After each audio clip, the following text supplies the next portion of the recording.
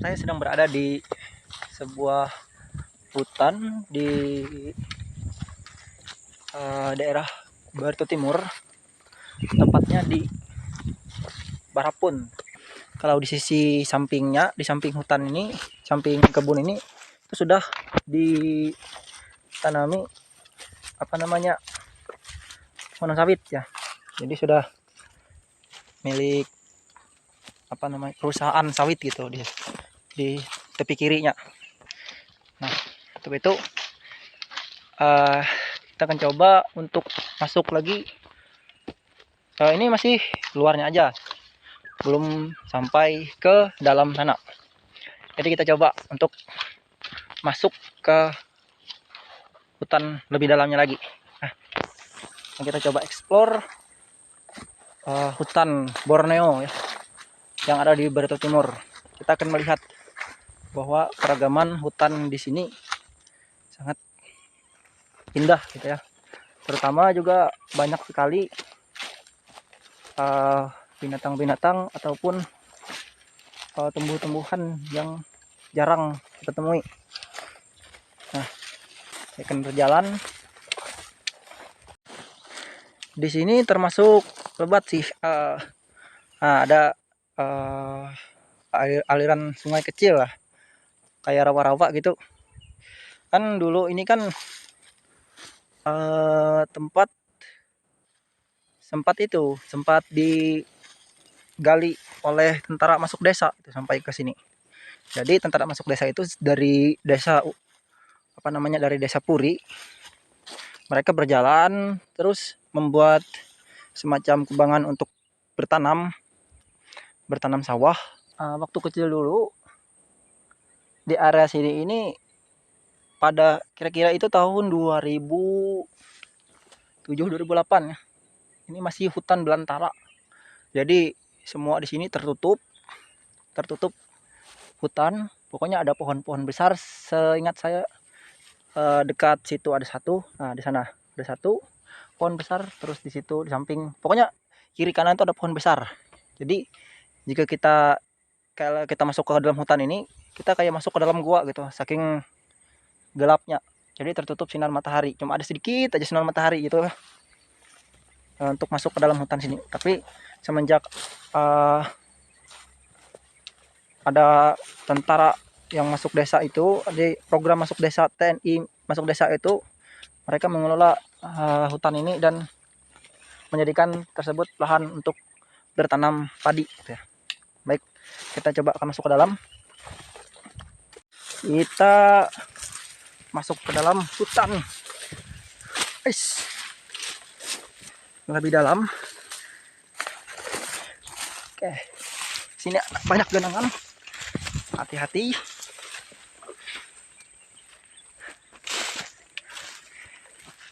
Kata orang-orang di dalam sana sih sedikit sih orang yang bisa sampai ujung hutan hutan Barapun. Karena pernah sih dulu saya waktu, kalau nggak salah tuh waktu kelas 2 SMA tuh ya, saya diajak oleh teman saya untuk masuk ke dalam hutan. Yang di sana itu kayak terdapat tuh bukit tanjakan gitu ya, tanjakan yang orang katakan di sini nih, banyak orang katakan di sini ada tanjakan Sambun. Itu sangat terjal sekali tanjakannya. Bukan terjal sih sebenarnya, tapi ada cukup miring gitu ya. Jadi kan coba di sana. Terus ada juga orang bilang di sana menemukan jembatan, itu jembatan kecil gitu. Gak tahu sih sebenarnya saya ini bisa sampai atau enggak sampai sana, karena sudah kesorean ini ya. Kita coba. Ini masih perkebunan orang di sini, masih kebun. Ya setengah laba. Jadi teman-teman yang belum tahu teknik survival, jika kita tersesat di hutan, harus paham kondisi lingkungan kita seperti apa. Ini nih bagus untuk dijadikan rumah. Oh jati. Ada lagi kayu yang paling besar ya. Cuma saya nggak ingat ya di mana itu ya. Kalau kami dulu itu, kami sama pamanku dulu itu, kami ada jalan di sebelah sana, di sebelah sana dekat sawit. Nah, ada jalan masuk ke hutan Sambun. Dekat kata orang ada tanjakan yang tinggi itu. Kita akan terus lagi lanjutkan di hutan ini. Nah, terus satu hal lagi teman-teman. Kalau misalnya kita tersesat, kita harus dapat mencari sumber air gitu.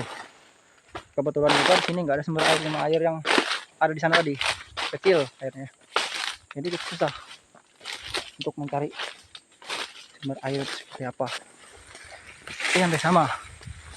Contohnya seperti jika kita tersesat, melihat arah matahari. Tapi kalau begini sih susah melihat arah matahari itu kemana gitu.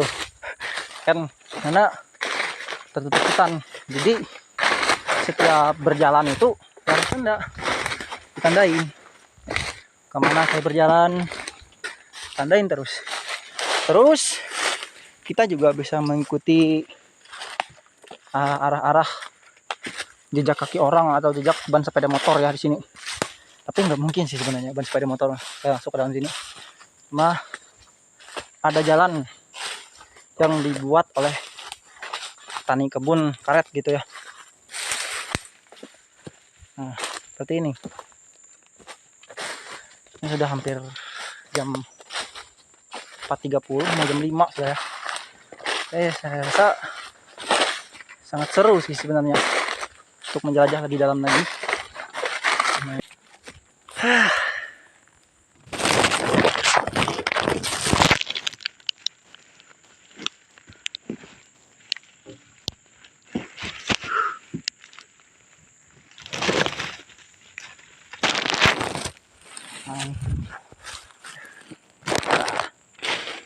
Oke. Jadi kayak gitu. Pahit.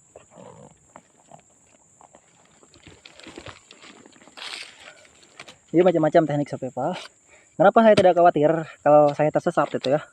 Karena saya dapat memahami bahwa teknik survival ini harus dapat beradaptasi dengan alam.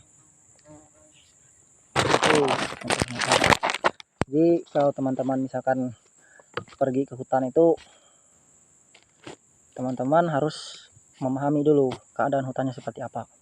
Apakah, nah terutama seperti yang saya katakan tadi, harus ada aliran air, aliran sungai ya.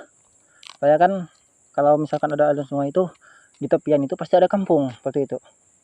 Contohnya kayak saya ke Katingan sana kan, itu kan ada tempat kakek dan nenek saya di sana. Jadi saya biasa pergi ke hutan, menyeberang sungai Katingan ya, menyeberang sungai Katingan, dan saya pergi ke kebun kakek saya sendiri. Bahkan kalau kira-kira jauh jauh perjalanan saya itu menuju ke pondok kakek saya itu sekitar 5-6 kilo lah atau lebih gitu. Nah, itu perjalanan yang sangat panjang, naik gunung, turun gunung, naik bukit, turun bukit, tanjakan tuh yang kayak gini ya. Jadi saya sudah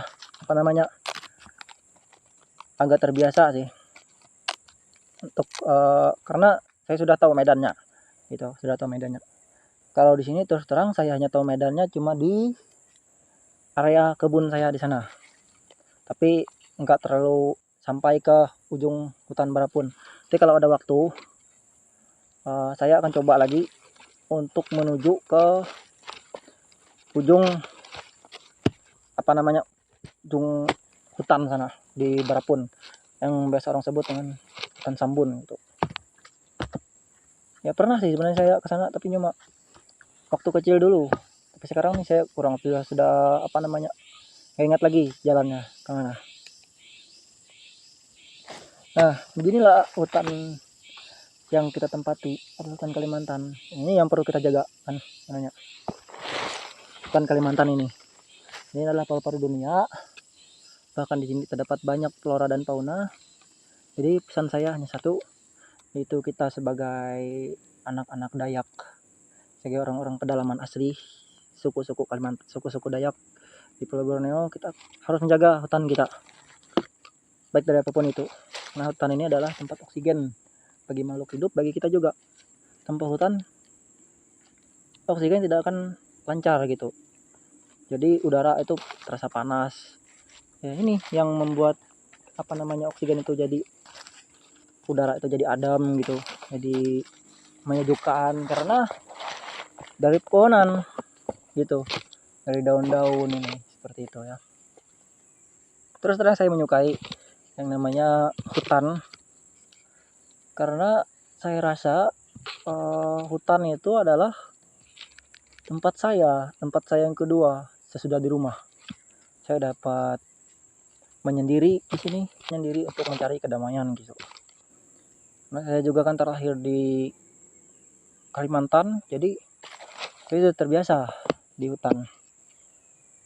Kecuali hutan yang tidak saya tidak saya pahami gitu. Saya masih kurang berani. Tapi saya akan coba survei lagi untuk besok atau lusa ya. Survei menuju hutan Sambun sana yang ada tanjakan di sana, dan kita akan mencoba sampai ke jembatan kayu yang di sana.